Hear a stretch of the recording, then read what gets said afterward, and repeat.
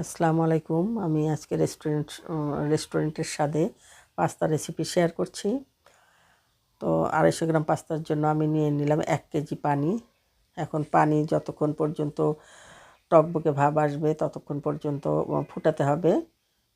ফুটানোর পর আমি এর মধ্যে পাস্তা গুলি দিয়ে দিলাম, দিয়ে একটু নাড়াচাড়া পর 10 মিনিট পর দিয়ে নাড়াচাড়ার পর 10 মিনিট পর দিয়ে দিচ্ছি সয়াবিন তেল দিলে হয় কি পাস্তাগুলি গায়ে গায়ে লেগে যায় না।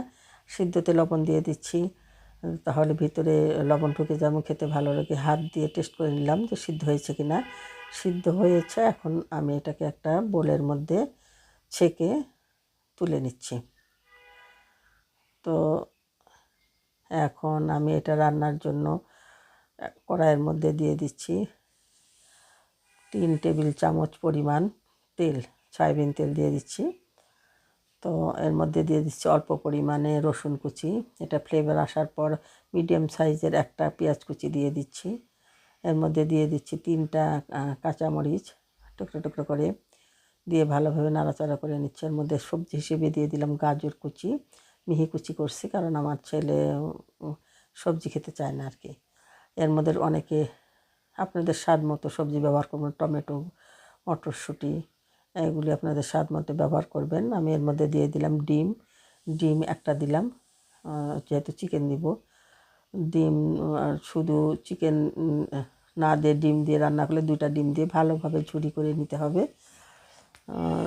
ঝুরি ঝুরি ভাব হয়ে গেলে এর মধ্যে দিয়ে দিচ্ছি লাল মরিচের গুঁড়া 1/2 চা চামচ, হলুদের গুঁড়া 1/2 চা চামচ, আর জিরার গুঁড়া 1/2 চামচ। এরপর স্বাদ মতো লবণ দিলাম। আমি আগে থেকে লবণ দেওয়া ছিল, এই জন্য 1 চা চামচ লবণ দিয়ে দিলাম।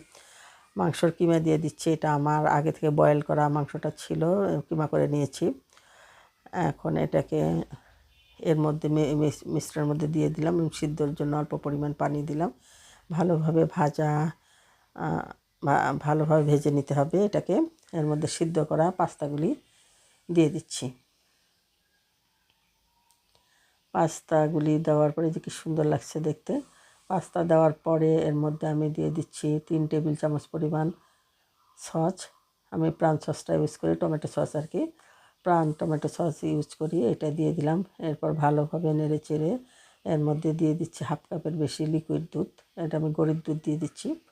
দিয়ে ভালোভাবে উল্টে পাল্টে নাড়াচাড়া করে নিলাম।